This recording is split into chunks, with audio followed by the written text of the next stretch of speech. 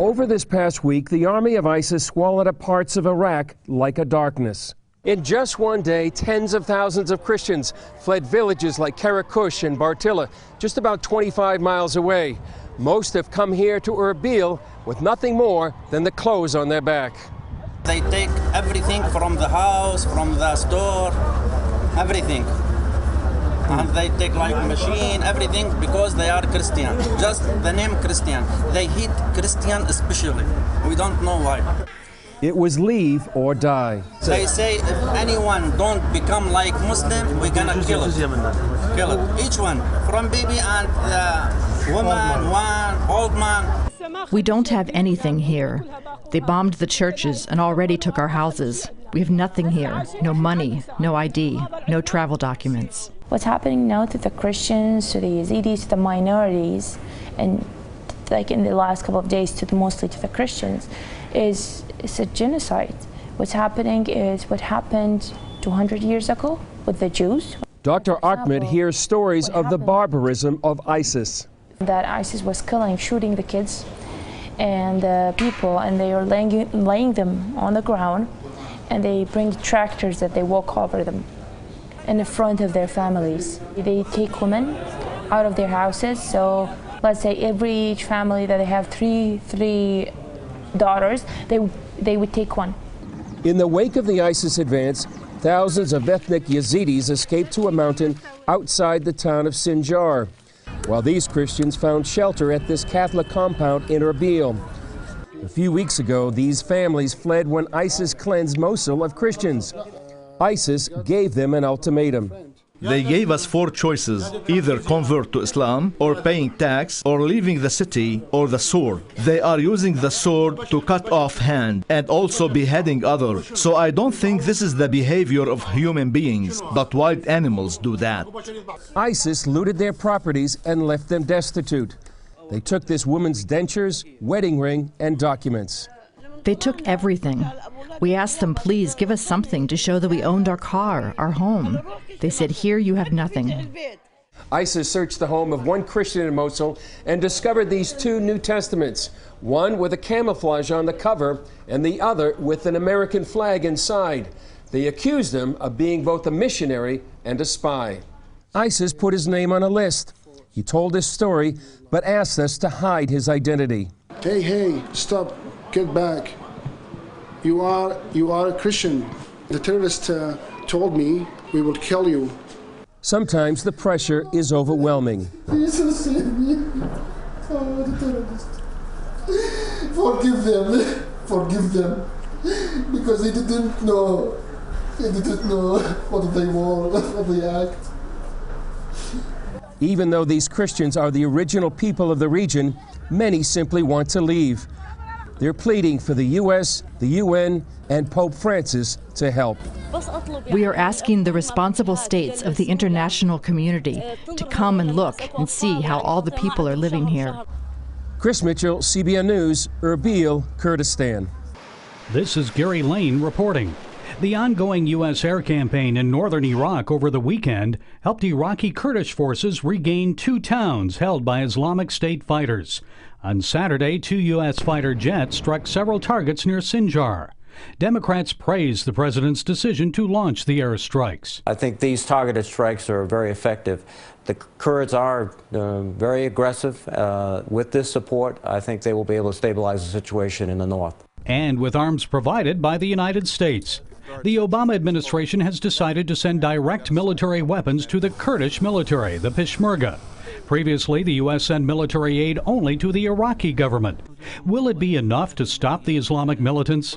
On Meet the Press Sunday, New York Congressman Peter King said the Islamic State is a formidable foe, stronger than al-Qaeda. They have 10 times, 20 times more money than al-Qaeda ever had. They have much more weapons than al-Qaeda ever had. And ISIS has hundreds of foreign fighters with them available to come to the United States to attack us. That's the reality. And while the U.S. military action has slowed the Islamic State advance for now, the Islamists still control the Mosul Dam, a big prize in the north, because it provides water and electricity to the entire area. Gary Lane, CBN News. Thanks, Gary. I want to show you a map now of where it is you see this enormous red on that map, that is the territory that ISIS has taken. They've taken a huge swath of Syria and a huge swath of Iraq. And you see over to the right a small area that is the Kurdistan area, and Erbil, the capital, that's where our reporter is right now. Now, the Christians in Mosul have been cleansed out, and the Mosul Dam is at the north of that. And if that is ruptured, it can flood the entire Tigris-Euphrates Valley all the way down to Baghdad, and they can cut off the water of Baghdad. So you can see how strategic it is, lying between Turkey and Syria. If Syria falls to them, and it may, then what's next? Right below that is Jordan, and right beside that is Israel. And the rest of Iraq, then you're looking at who knows where they want to go. But I think, in my opinion, I've been praying. The Christians there are in desperate shape. Those people that are in the Sinjar Mountains, a small sect, in desperate shape. And although the president has done something, I think he's too late. He kept saying, well, Maliki has to form a government before we can help. And finally, they realized the Peshmerga forces of the people in Kurdistan, the Kurds, will fight, but they didn't have any ammunition. They ran out of bullets. So finally, we're getting something to us. Well, I am privileged to say that on this program, we have a retired general, Paul Vallely. He has more than 15 years' experience in special operations and other military operations during 22 years of distinguished service in the Army. General, it's a pleasure to have you with us on the 700 Club. Good morning, Pat. Happy to be with you and to be able to add some information to your program this morning on the Middle East. Well, I need it very badly. I understand you're in touch with 4 intelligence teams working in Iraq. What are they telling you? Well, the intel teams that we have basically are out of Turkey and the Free Syrian Army inside Syria, who I've been working with for about 18 months. I've been in the Middle East 5 times, Pat, in the last 18 months, and only one has been inside Syria as far as Aleppo last year, and then to Egypt twice within the last 7 months. So by being over there on the ground, you can certainly get a better idea of that chessboard. When you look at that map, Pat, look at it as a chessboard. Look at all the players there. Now you see that red area you were talking about is the beginning of the Levant, which extends all the way from Turkey all the way down to Egypt. And so ISIS will continue to tear down those borders and continue to expand as they recruit around the world. And they got recruits coming in from all over the place, Europe, Middle East, as well as the United States. So this is a real dire situation, much worse in many ways than Hitler in this genocide that's going on. General, do you think the president understands what's happening? It looks like he was just dribbling aid to the Peshmerga. They were ready to fight. I know from a political standpoint, he didn't want to put, quote, boots on the ground, so we've got some airstrikes. We won't stop ISIS with just airstrikes, will we? Well, we can, but when you say boots on the ground, it's sort of a misnomer because we always have intel on the ground. And in the case over there, we have special operations forces that provide air ground operations, just like if you remember the beginning of Afghanistan in the fall of 2001, with 100 special operators and CIA paramilitary and air power. We basically purged the entire Al-Qaeda and Taliban forces, and of course they fled into Pakistan. And we did that in 34 days.